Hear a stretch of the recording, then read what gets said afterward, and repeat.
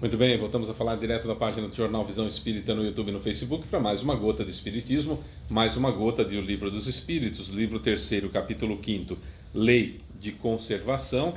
Vamos iniciar o item Privações Voluntárias, Mortificações. Privações voluntárias, mortificações. Questões de hoje 718, 719, 720 e 720A. Sejam muito bem-vindos. Se você puder compartilhar, comentar e curtir, você ajuda na divulgação da doutrina espírita. Vamos lá então. Privações voluntárias, mortificações. Questão 718. A lei de conservação obriga a prover as necessidades do corpo? Resposta: sim. Sem a força e a saúde, o trabalho é impossível. 719. O homem deve ser censurado por procurar o bem-estar? Nós falamos nos vídeos anteriores sobre necessário e supérfluo, usufruto dos bens terrenos, falamos também dos meios de conservação, falamos sobre instinto de conservação, que é o capítulo 5º, Lei da Conservação. Então, nada mais justo Kardec perguntar isso, né? O homem deve ser censurado por procurar o bem-estar? Diante de tudo aquilo que a gente já falou nos vídeos anteriores? Resposta: o bem-estar é um desejo natural. Deus só proíbe o abuso por ser contrário à conservação. O homem não comete nenhum crime ao buscar o bem-estar, desde que não seja conquistado à custa de outrem, dos outros, e se não causar o enfraquecimento nem de suas forças morais, nem de suas forças físicas. Tá, então buscar o bem-estar é algo natural, é um desejo natural, até porque precisamos evoluir e precisamos criar situações de defesa, já que o nosso organismo é muito diferente de como era, por exemplo, na época das cavernas. Né? Muito diferente, o organismo mudou muito. Então tem um monte de necessidades que nós precisamos hoje. Né? Por exemplo, hoje tem que usar filtro solar. Nem todos nós usamos, mas precisaríamos usar filtro solar, que é uma coisa impensável há 50, 60, 100 anos, quiçá na época das cavernas, para não existir, né? Só para a gente ter uma noção. Então, bem-estar é algo que nós temos que procurar. Isso é natural. O problema é quando o meu bem-estar está associado a busca pelo meu bem-estar está associado a comprometer a minha saúde física. Aí tá fora do sistema. Aí está fora daquilo que é entendido pelos bons espíritos do que Deus quer da gente. Certo? Se a busca do meu bem-estar prejudica-me moralmente, eu faço algo de ilícito, eu faço algo amoral ou imoral, né? Então aí também não é legal. Também não é uma boa alternativa. Não se deve fazer.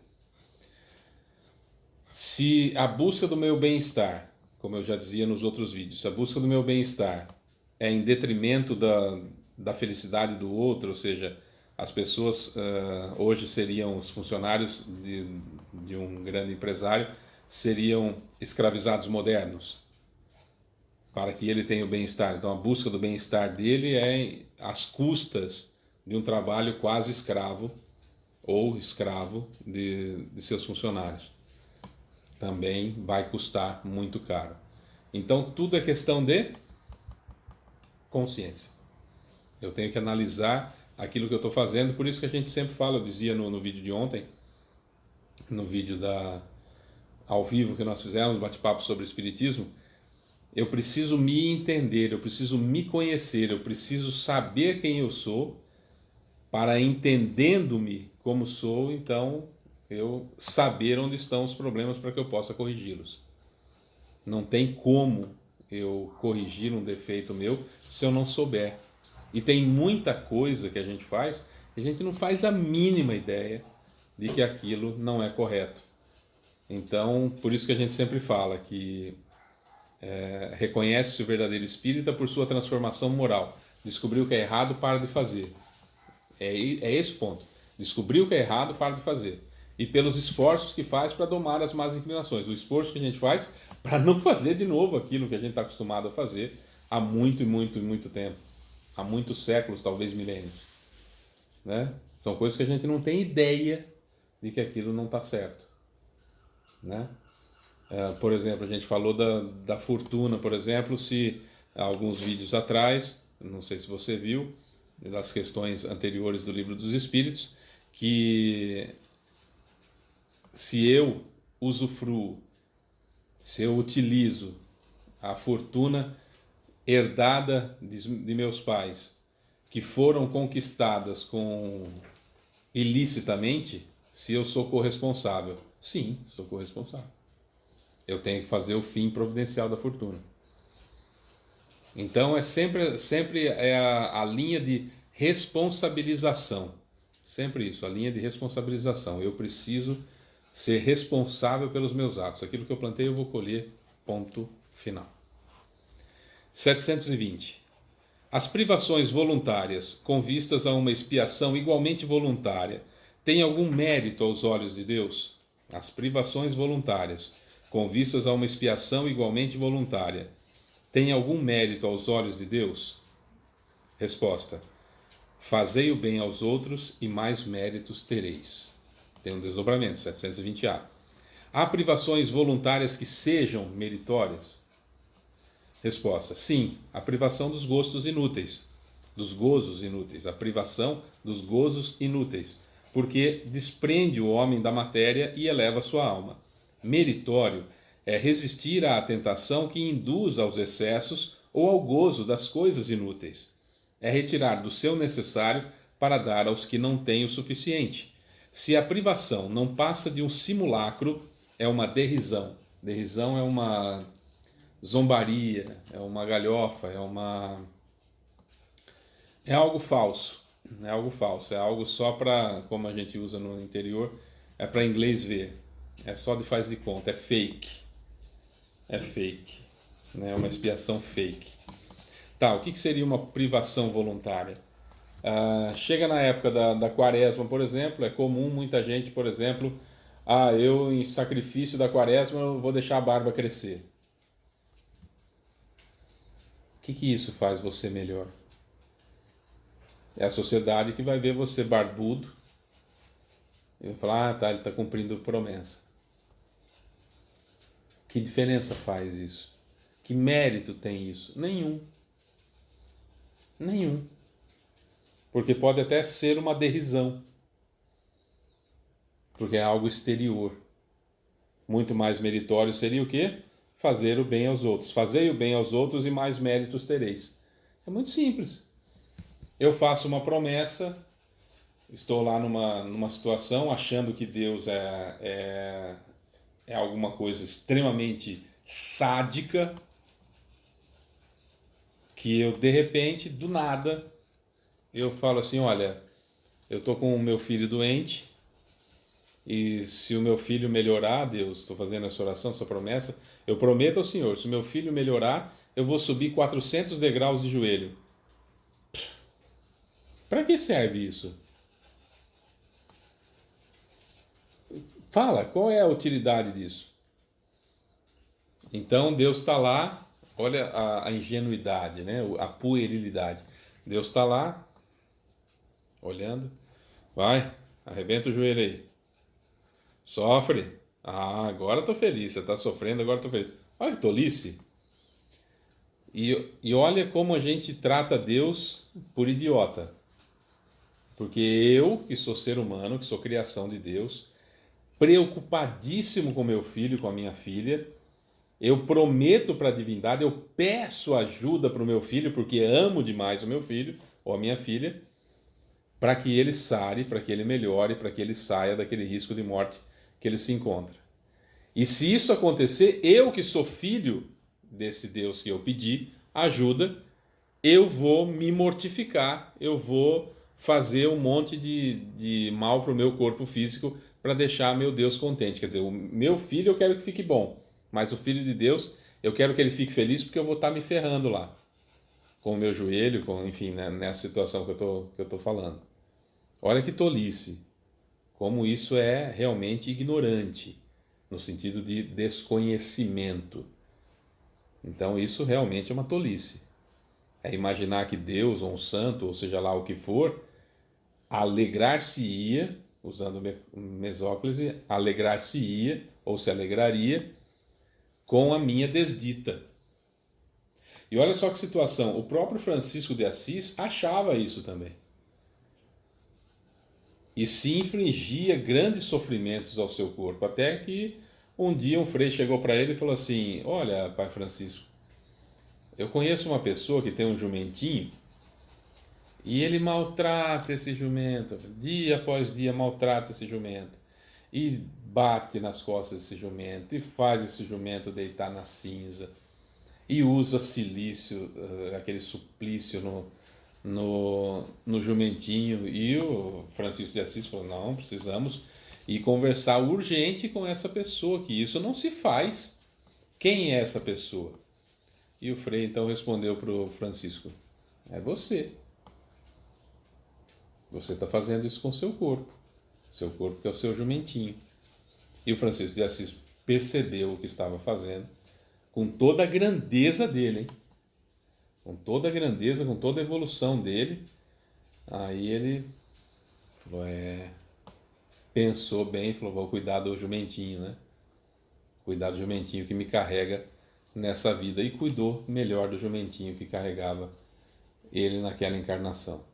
Então, olha só, mesmo os grandes, ainda imbuídos por essa ideia passada pelas religiões mais antigas, de que Deus quer o meu sofrimento, de que Deus quer o meu suplício, de que Deus quer me ver sangrar, ver o meu sacrifício,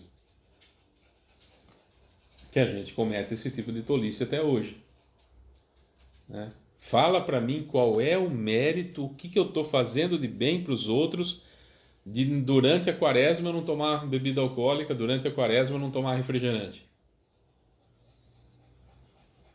Estou fazendo um grande sacrifício.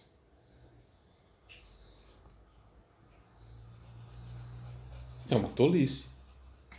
Nossa, Fábio, as pessoas vão ficar bravas com você. Pai, não posso fazer nada. Eu estou estudando Espiritismo e estou vendo aqui. As privações voluntárias com vistas a uma expiação igualmente voluntária tem algum mérito aos olhos de Deus? Quem está respondendo é Jesus, o Espírito de verdade, né? E os seus prepostos. E a resposta: fazei o bem aos outros e mais méritos tereis. Ou eu fico com aquilo que eu acredito, ou eu fico com medinho do que uma pessoa que faz esse tipo de sacrifício tolo vai escrever na internet. Não vou me privar de estudar o correto aqui com vocês, com medo de um hater qualquer que possa escrever qualquer coisa na internet. Não é? Precisamos entender que o sacrifício mais meritório de todos é aquele quando você dá de si, dá daquilo que você tem, que é a única coisa que você tem. Lembra do óbolo da viúva? Jesus estava sentado ao lado do gasofilácio no templo, aquele negocinho de bronze, onde colocavam as ofertas. E via como os graúdos, que tinham dinheiro, jogavam grandes quantidades de moeda lá, blá, blá, blá, aquele barulhão, todo mundo aplaudia e tal. E veio uma viúva e colocou duas moedas. Ele falou: opa, presta atenção aqui, ó. Essa deu muito mais que os outros que deram do que sobrava, e ela deu daquilo que ela não tinha, deu da sua indigência, para ajudar alguém, na ideia de que iria ajudar alguém. É esse o ponto. Sim, a privação dos gozos inúteis, porque desprende o homem da matéria e eleva sua alma. Meritório é resistir à tentação que induz aos excessos, ou ao gozo das coisas inúteis. É retirar do seu necessário para dar aos que não têm o suficiente. Se a privação não passa de um simulacro, é uma coisa só para ficar bonito na fita, é uma derrisão.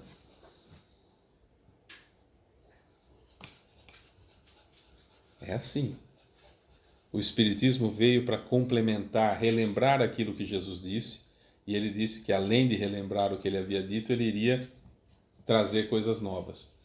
São essas situações que a gente faz automaticamente. Tem uma história, tenho tempo? Não, mas vou contar mesmo assim. Tem uma história que é simples. Certa feita, a moça tinha acabado de se casar e foi fazer uma carne de panela pro marido. Falou, é uma receita de família, eu quero fazer para você. Aí foram os dois para a cozinha e ela pegou então a peça de carne, cortou uma ponta, cortou outra ponta, deixou isso de lado e colocou a parte do meio na panela para cozinhar. E o marido perguntou, mas por que você cortou as duas pontas? E ela falou, não sei, minha mãe sempre fez assim.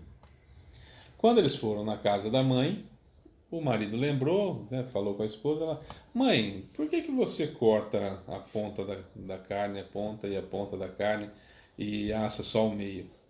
A mãe falou assim, eu sempre fiz assim, aprendi com a minha mãe.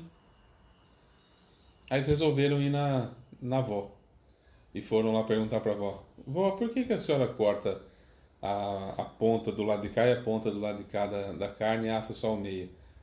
Ela falou assim, filha, eu fazia isso porque a panela era pequena, então eu tirava as pontas que tinha uma carne menos boa. Mas a mãe nunca perguntou e a filha nunca perguntou, e foi passando de geração uma coisa que acontecia que não era nada de extraordinário, simplesmente porque a panela era pequena e ela tirava a parte menos saborosa da carne para deixar a parte do meio. Simples assim. Aí a filha viu, fazia do mesmo jeito sem perguntar, a neta fazia do mesmo jeito sem perguntar. E se ninguém pergunta ali, ela ia passar para a filha e assim sucessivamente. Ia continuar essa tradição, essa longa tradição de cortar as pontas da carne sem saber por quê. É uma historinha simplória, bastante simplória, para nós entendermos aquilo que a gente recebe de ouvir o dizer de alguém e faz aquilo sem raciocinar. E o Espiritismo não.